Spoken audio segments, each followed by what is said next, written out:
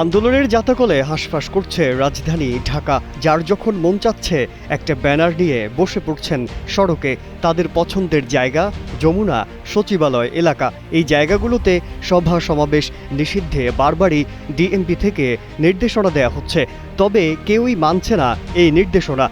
আজকে আবারও ডিএমপি থেকে সেই নিষেধাজ্ঞা দেয়া হলো।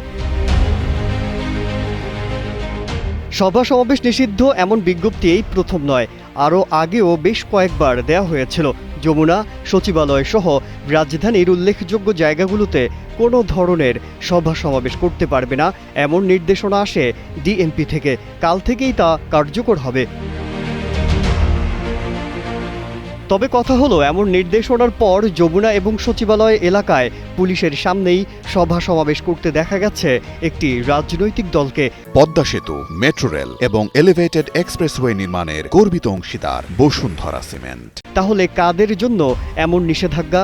এমন প্রশ্ন এখন সচেতন মহলের।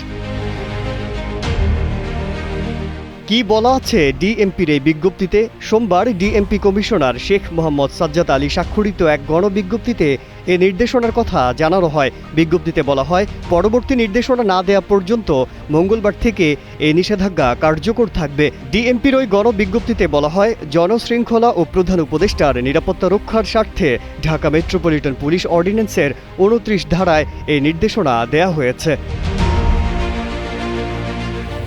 পরবর্তী নির্দেশ না দেওয়া পর্যন্ত বাংলাদেশ সচিবালয় এবং প্রধান উপদেষ্টার সরকারি বাসভবন যমুনা ও পার্শ্ববর্তী এলাকা, হোটেল ইন্টারকন্টিনেন্টাল মোড়, কাকরাইল মসজিদ মোড়, অফিসার্স ক্লাব মোড়, মিন্টু রোড যে কোনো ধরনের সভা সমাবেশ, গণজমায়েত, মিছিল ও শোভাযাত্রা নিষিদ্ধ থাকবে। মাজহারুল আলম, কালের কণ্ঠ।